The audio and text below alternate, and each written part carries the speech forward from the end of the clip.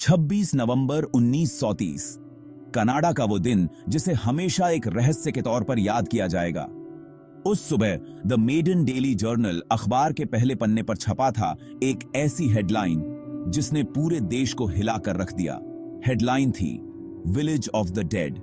सिर्फ 3 शब्द, मगर इन 3 शब्दों ने पूरे कनाडा में सनसनी फैला दी।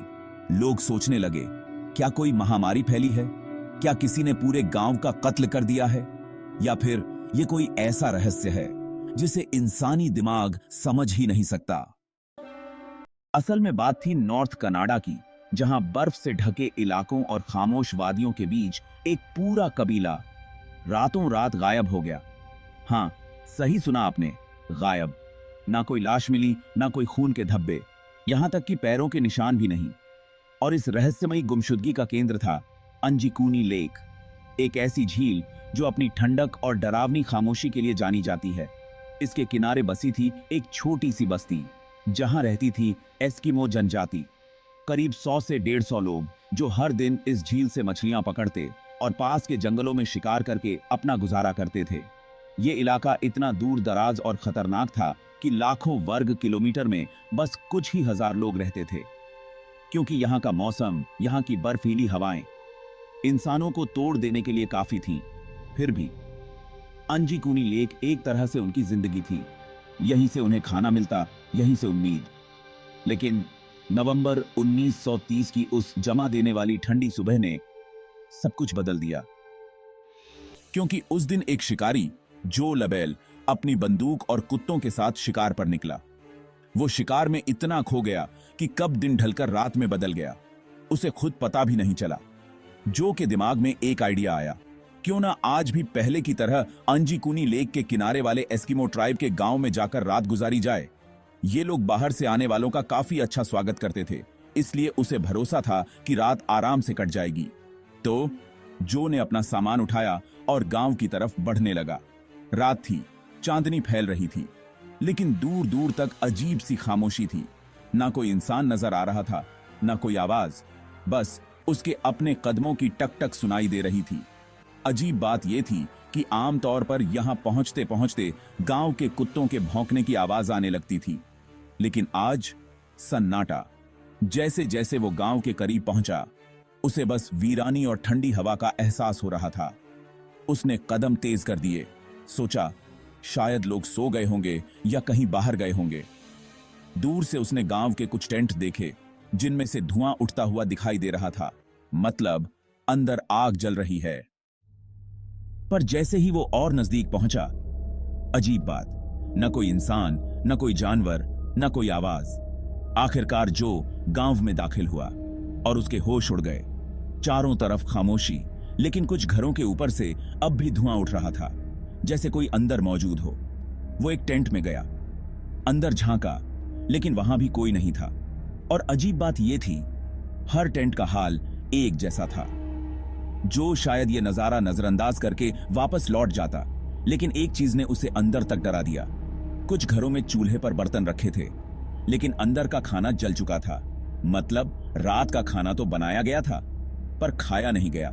इतना ही नहीं, औरतों के सिलाई वाले कपड़े भी वैसे ही रखे थे, सुई में धागा तक फंसा हुआ, जैसे किसी ने अचानक सब कुछ छोड़कर भागने का फैसला कर लिया हो। पर गए कहां? जो ने पूरी बस्ती की तलाशी लेनी शुरू की। उसने देखा कुत्ते जो ट्राइब के लोग पालते थे, रस्सी से बंधे थे और भूख से मर चुके थे।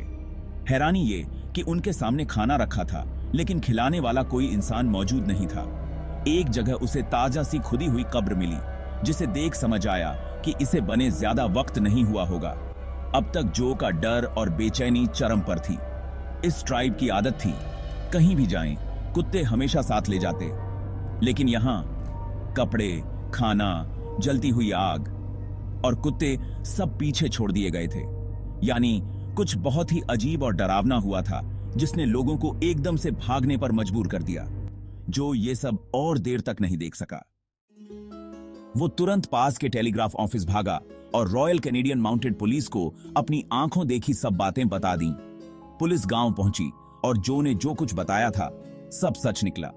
पहला शक यही हुआ कि शायद किसी ने हमला किया है और पूरे गांव को मार दिया है, लेकिन अगर ऐसा होता तो कम से कम खून के धब्बे या टूटा फूटा सामान तो मिलता। कुछ नहीं मिला। तुरंत एक बड़ा सर्च ऑपरेशन शुरू किया गया और तभी एक बेहद अजीब चीज सामने आई, कुछ ऐसा जिसे शायद जो ने भी नोटिस नहीं किया था। सारी बस्ती बर्फ की मोटी चादर से ढकी हुई थी, लेकिन उस बर्फ पर एक भी इंसानी कदम के निशान नहीं। ना कोई आने वाला, ना कोई जाने वाला, सिर्फ एक जो लेबल के कदम के निशान, और वो भी अकेला। अगर बस्ती में कोई आया नहीं और कोई गया नहीं, तो फिर बस्ती के लोग कहां गए? क्या वो हवा में घुल गए या किसी अदृश्य ताकत ने उन्हें निगल लिया? लेक के ऊपर भी बर्फ जमी थी और बस्ती वालों की कश्तियां किनारे पर खड़ी थीं, जैसे सदियों से हिली ही ना हो। इस मौसम में मछलियों का शिकार तो होता ही नहीं, इसलिए कश्तियां जमीन पर खींचकर रख दी गई थीं। अगर वो लोग लेक में तैर कर गए होते या किसी ने उन्हें मारकर लेक में फेंका होता, तो बर्फ की सतह कहीं ना कहीं टूटी होती, लेकिन नहीं। हर टुकड़ा जस का तस, मानो समय वहां ठहर गया हो। पुलिस को जांच में पता चला, ये लोग जो कि आने से कुछ दिन पहले ही गायब हो चुके थे। कुत्ते भूख से 1-2 दिन में नहीं मरते, और घरों से निकलता धुआं बताता था कि ये लोग कुछ ही दिन पहले तक यहां थे। लकड़ियां बुझ चुकी थीं, लेकिन राख से उठता धीमा धुआं आसमान में तैर रहा था, जैसे किसी ने हाल ही में वहां सांस ली हो। पुलिस के सामने सवाल ही सवाल थे, लेकिन जवाब एक भी नहीं। कई महीनों की तलाश के बाद उन्होंने इस केस पर अनसॉल्व्ड का ठप्पा लगाकर फाइल बंद कर दी। समय बीतता गया और बस्ती की कहानी धुंधली होती गई।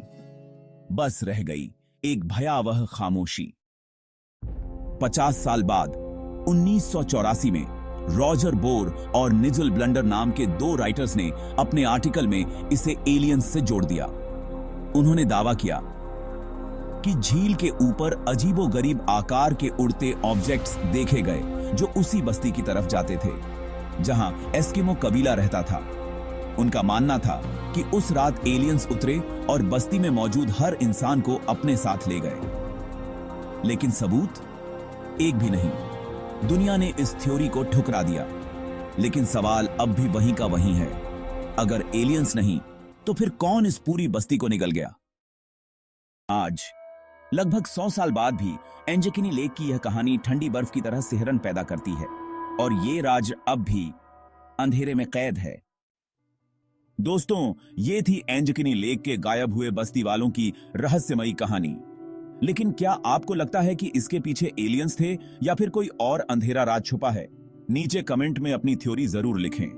और अगर आपको ऐसी रहस्यमयी कहानियां पसंद हैं, तो क्रिप्टिक चैप्टर्स को सब्सक्राइब करें, क्योंकि यहां मिलती हैं वो सच्ची कहानियां जिनका सच सच से भी डरावना है।